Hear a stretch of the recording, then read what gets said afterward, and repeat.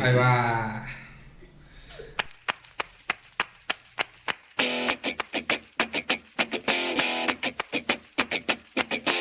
Se agradece la espuma. Salud, muchachos. Salud, señor. Bienvenidos a Planos y Birra. Bueno, ¿qué nos trae hoy? Un tema bastante complicado, muy difícil de abordar, que en realidad queremos hacer en etapas. La primera noticia que queremos encarar, de lo cual queremos hablar, sería esta semana Donald Trump, el presidente Donald Trump, propuso que la arquitectura deje de ser una profesión. Es decir, el arquitecto deja de ser un profesional en Estados Unidos. Dentro, o sea, se enmarca en una ley, que es la... ¿Cómo es que se llama la ley? The Big and Beautiful Bill. Bueno, hombre, bueno, bien. Que para dar un pequeño pantallazo, digamos, Sí. es como lo que se... Es un paquete de leyes, no es solamente incumbe a las carreras universitarias, sino que tiene reformas impositivas y una serie de cosas. Es como un DNU a la ley Omnibus que salió en Argentina.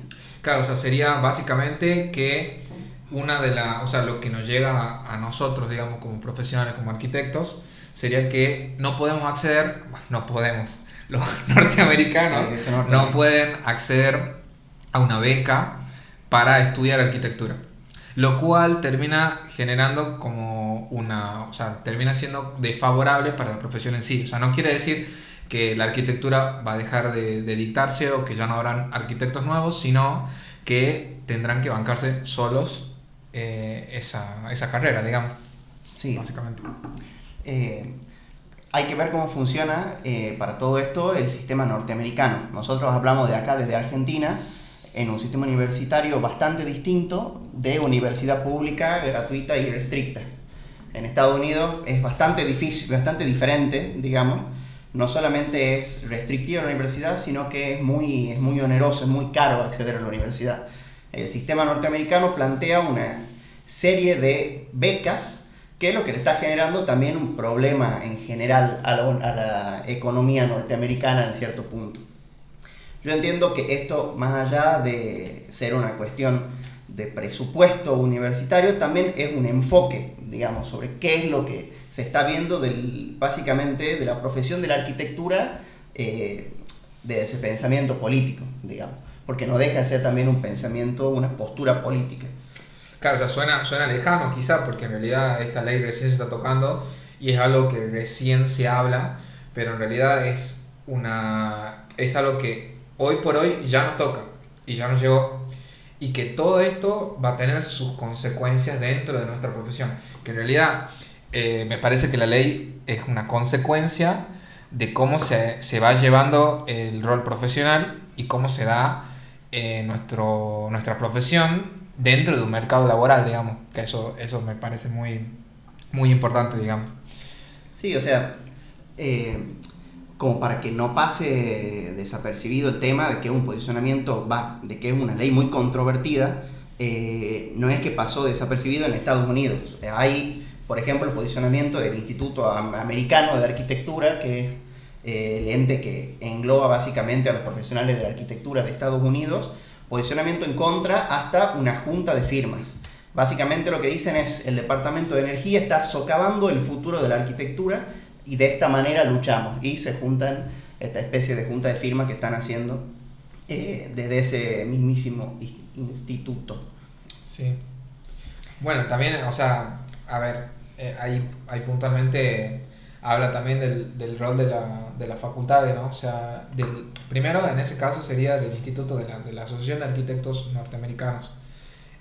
Porque bueno, básicamente lo que termina pasando es que pierde estatus la carrera. O sea, de por sí ya la arquitectura viene siendo golpeada por ahí, por cómo se han ido dando los cambios dentro de nuestro trabajo, y al final lo que termina pasando es que se termina llegando hasta las mismas facultades, digamos. O sea, seguramente esto lo vamos a ver de acá en poco tiempo en la facultad, digamos. O sea, quizá también podríamos hablar un poco de de cómo la arquitectura empieza siendo, o sea, cuál es el espíritu en el que empieza o cómo se empieza a gestar la academia dentro de la arquitectura, que empieza en Francia, digamos, o sea, empieza en la École de Beaux-Arts, donde, bueno, básicamente había cuántos arquitectos que se recibían, 1 o 2 arquitectos por año,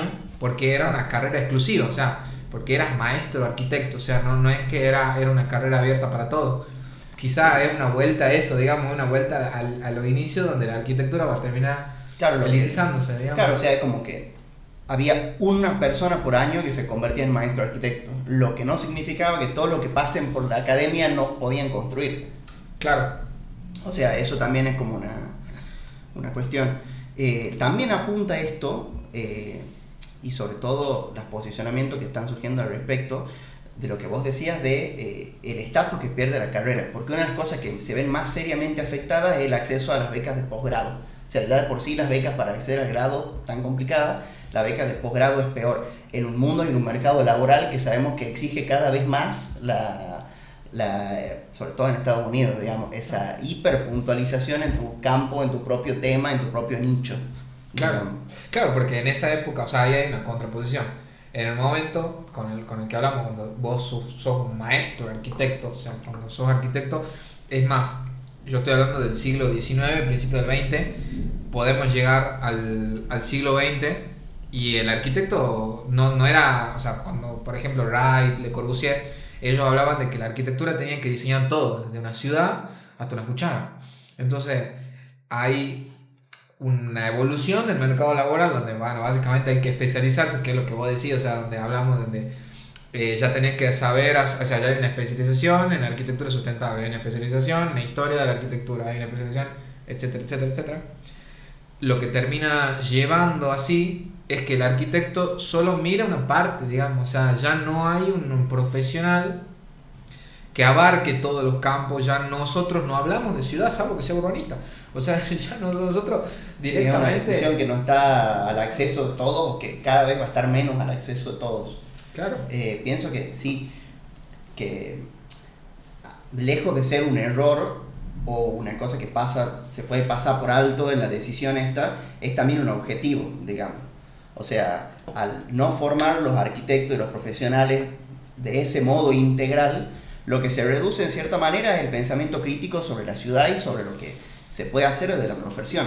Y justamente te convertí en una especie de obrero especializado, digamos. Sos un arquitecto ejecutor de obras, en algunos casos listo para insertarte justamente a un mercado de la arquitectura con roles muy definidos ya, en obra, en diseño, en concreción de proyectos. Yo pienso que eso también justamente es un objetivo y es hacia lo que se está avanzando en todo el mundo, porque no es solamente algo que pasa en Estados Unidos, se está empezando a ver también acá. Claro. O sea, ponele, claro, por ejemplo, el BIM, ya hay arquitectos de BIM solamente, hay arquitectos que solo visualizan, que encima podemos hablar solo del BIM y eso, sin ni siquiera nombrar la IA, que eso lo vamos a tocar después. Pero bueno, ese tipo de especialización también termina siendo y termina llevándose a que toda la evolución, igual las profesiones terminan llevando así, o sea, no es solamente la arquitectura. A ver, no solamente la arquitectura, pasa en la medicina, pasa en la abogacía, pasa en todo, pero lo que termina pasando es que ya salís de la facultad y ya no conseguís laburo, o sea, sí o sí. El mercado laboral está saturado de profesionales en todos los ámbitos, no solamente a nosotros nos repasa, donde bueno, antes quizás vos salías de arquitecto y sabías que ibas a tener laburo cuando vos salías, o sea, cuando estamos hablando del siglo XX, digamos, cuando Sí. Todavía quizás no era tan accesible y había menos arquitectos y había mucha demanda de casas y de crecimiento. Lo que termina pasando en el medio es que hay menos demanda de eso, quizás solamente necesitas arquitectos en tareas puntuales, digamos, o sea, necesitas arquitectos que dibujen plano, que sepan entenderlo, que ejecuten la obra, y es generalmente lo que cuando vos salís de la carrera vas a laburar, digamos, o sea, de ahí tenés un montón, podemos decir project manager, podemos decir profesor, docente de X cantidad de cosas, investigadores, pero al final lo que termina pasando es que tenés que especializarte mucho y terminas generando esto, una elitización. Porque encima vos vas a salir, vos vas a decir, bueno, no sé, salgo y tengo, no sé, un posgrado y tengo un doctorado de arquitectura y yo voy a ir a construir una casa y, vos, y cuando vos sales a la calle la gente no te lo va a poder pagar. Sí. Porque básicamente termina siendo, estás sobrecalificado para lo que pasa, o sea, termina pasando que vos como profesional que te has terminado matando estudiando, tampoco encontrás laburo porque es tan puntual lo que vos sabés y que no le sirve a todo el mundo, digamos. Sí, o sea, termina siendo en algunos casos eh, una cuestión más de seguir tu propio camino, tus gustos, una serie de como una especialización más propia, hasta de tu propio deseo como camino profesional. Lo que no significa que se lo pueda pagar. La persona a pie no puede pagar una persona con un máster. Si vamos directamente a lo que tendría que salir un servicio prestado de esa forma, Claro. como se lo ve quizá en el exterior o en otras profesiones, digamos. El arquitecto, la persona a pie cada vez accede menos, y un poco lo que hablamos de la elitización de la profesión. Cada vez menos posible que esa persona de la calle que quiera construir pueda acceder completamente a lo que sería un servicio de un diseño integral de arquitectura. Claro, ¿y quiénes son los que acceden? ¿No? Básicamente ahí también hay, se puede hablar, se puede nombrar el mercado inmobiliario, digamos, porque a ver, ¿quiénes son los que terminan pagando eso, digamos? O sea, los que terminan llevando, cuando hablo de mercado inmobiliario, no hablo puntualmente de uno solo agente, digamos. Eh, Termina pasando de que hay una demanda de viviendas, pueden ser departamentos, este, pueden ser casas, pero ¿quiénes son los que acceden a eso, digamos? Y ahí es donde nosotros terminamos siendo una cadena dentro de ese mercado que lo que busca es, bueno, listo, son casas para la venta que sean rentables, que justamente busca una rentabilidad, digamos, y que busca ofrecerle sus servicios a X personas, o sea, que sería una persona de clase media alta, clase alta, y vos estás dentro de esa cadena. O sea, Sí, sí, vos estás, en ese caso vos sos un eslabón y donde exactamente. ya, por ejemplo, vos no tenés un valor, es más, ni siquiera eso, o sea, antes vos decías, bueno, el valor agregado de lo que yo estoy haciendo, mi trabajo vale una banda, digamos, porque vos decís, bueno, listo, si el terreno o la casa vale, no sé, $1.400 el metro cuadrado y a mí me pagan $50 en total, ¿cuánto se lleva el mercado? O sea, ¿cuánto se Sí, lleva eso, digamos? Entonces lo que termina exactamente. pasando hay una precarización tan grande que ya ni siquiera tiene que ver con la plusvalía de lo que yo estoy haciendo. O sea, ya hay una cuestión de que básicamente nosotros quedamos totalmente afuera porque el mercado, que está bien, podemos hablar de que el mercado se regulariza solo y que bueno, que hay oferta y demanda y no sé qué, pero también hay una realidad donde ya no hay una intención del Estado ni siquiera de entrar en esa, porque al Estado ya ni entra en la ciudad, o sea, el Estado ya solamente dice, bueno muchachos, solamente van a poder construir hasta esta altura, solamente pueden hacer este frente, listo. Y vean ustedes qué van a hacer, cómo lo van a manejar, digamos, o sea, ya no hay ciudad construida por el Estado acá, por lo menos en Argentina, no Bueno, existe. eso, por ejemplo, también nos habla de cuál es el nuevo rol, que no sé si es un nuevo rol, es el rol que está ocupando en este momento el profesional que sale y que egresa de la facultad, sobre todo en Argentina. O sea, vos cursás toda una carrera en la que terminas diseñando básicamente intervenciones urbanas, y salís a discutir cosas muy pequeñas, salís a discutir cosas y proyectos de mucha menor escala. Terminaciones, Lo que volver. se comprende básicamente es que ese rol del arquitecto como urbanista, digamos, está en proceso de desaparición, si es que alguna vez estuvo en discusión, digamos, o sea, si es que realmente no fue como una ilusión básicamente del siglo XX. Claro. Eh, y como vos decís, evidentemente las fuerzas que definen en este momento de qué manera se va a extender la ciudad es el mercado inmobiliario.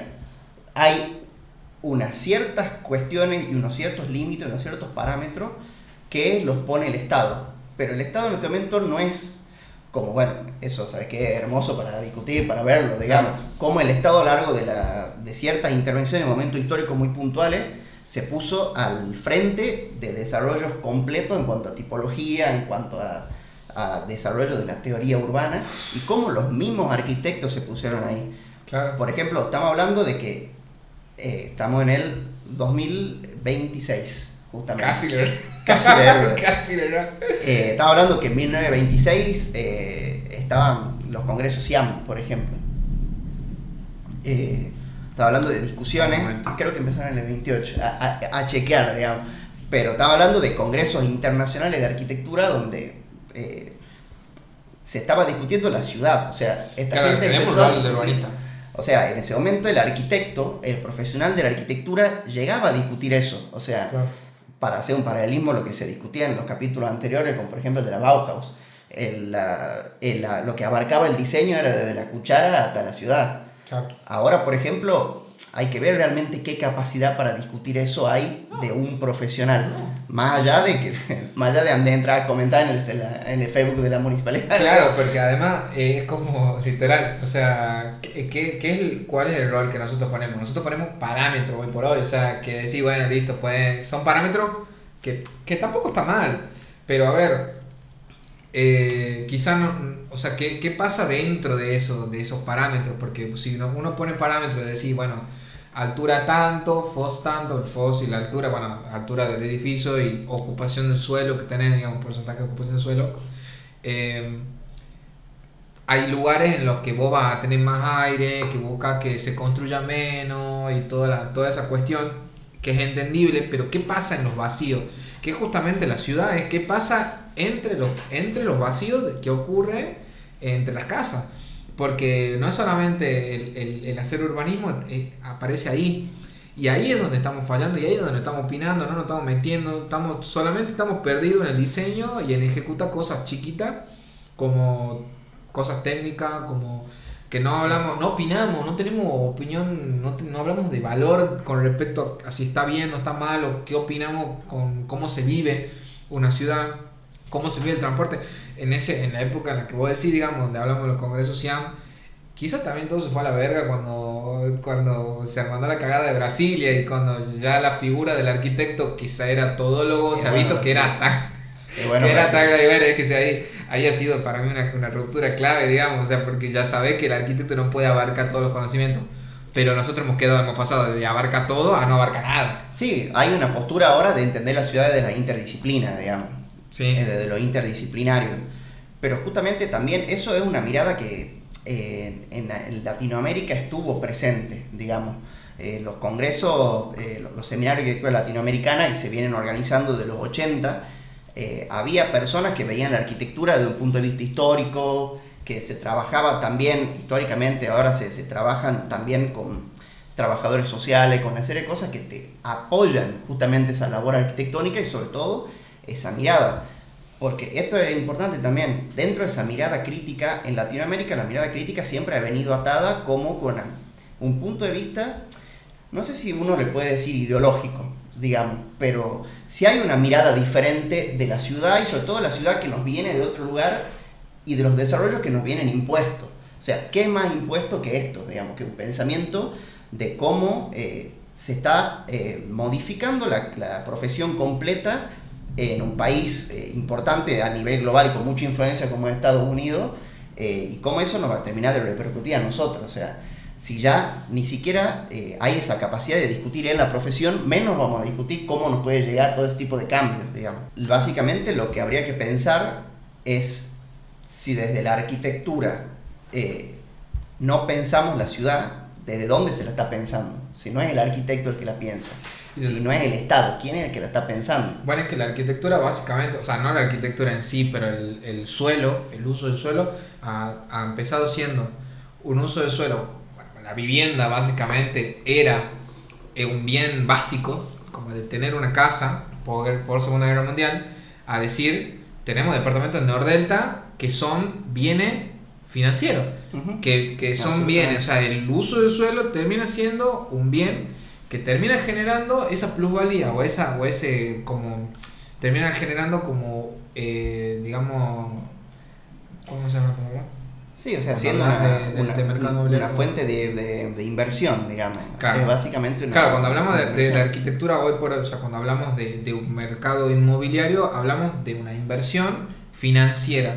Entonces, obviamente, cuando hay una puja por el mismo suelo, digamos, para acumularlo, obviamente se termina yendo al carajo el mercado inmobiliario y termina siendo inaccesible para la gran mayoría de las personas, digamos. Sí, el mercado inmobiliario también, cuando hablamos de la influencia que puede llegar a tener, hay detrás todo el armado, todo el lobby, toda la presión que pueden poner los grupos económicos y de básicamente decir esto, discutir, es quién puede decir en este momento, por ejemplo, poniendo el ejemplo de Tucumán, cómo queremos que se desarrolle a futuro la ciudad, quiénes son los que realmente pueden definir para dónde va a crecer la ciudad. Sí. O sea, ¿por qué para un lado hay country, por qué para el otro hay desarrollo de la vivienda social, digamos? Y eso se ve claramente en algunas partes de Buenos Aires. O sea, esto por ejemplo una imagen de Nordelta, que ya la vamos a estar poniendo para que la vean. Y se ve claramente en el Gran Buenos Aires también ese desarrollo de el paisaje, de lo paisajístico, de la buena calidad de vida hacia el norte, por ejemplo, exacerbado en Nordelta, donde vos tenés que en la ciudad, una de las ciudades más densamente pobladas de Latinoamérica, como debe ser Buenos Aires, en el Gran Buenos Aires tenés una densidad de población ridícula como hay en Nordelta, que a pesar de que haya con pequeños edificios de vivienda es irrisorio. La cantidad de gente que hay viviendo para tanta cantidad de espacio ocupado y construido es increíble. Esas son decisiones que se tomaron justamente desde ese punto de vista. El mercado inmobiliario lo que nos está llevando es a eso. Y justamente si los que deciden son otros y los que diseñan cómo se van a construir, porque adentro de cada barrio privado también hay un diseño, hay cómo se va a lotear, de qué manera se va a lotear para que sea también accesible y para que sea rentable desde el mercado. Yo creo que eso también es la visión. O sea, no es la vivienda, digamos, es la inversión inmobiliaria la que guía de alguna forma cómo podemos vivir. Sí. Bueno, ahí podremos quizá terminar este capítulo y encararlo al siguiente, al tema del mercado inmobiliario, porque el mercado inmobiliario es un tema aparte. Sí, porque encima, o sea, es lo siguiente. Sí. Es el siguiente eslabón que explicaría por qué la profesión de nosotros se está desarrollando de esta forma. De esa forma, básicamente, digamos. Pero bueno. Estamos negraditos. Sí, pero sí. Pero bueno, entonces demos por finalizado el tema de hoy y bueno, muchas gracias por escuchar. En un próximo capítulo estaremos hablando del mercado inmobiliario y cómo el mercado inmobiliario fue evolucionando y nos terminó dejando no solamente a nosotros como profesionales, sino cómo termina repercutiendo en la ciudad. Bueno, muchas gracias.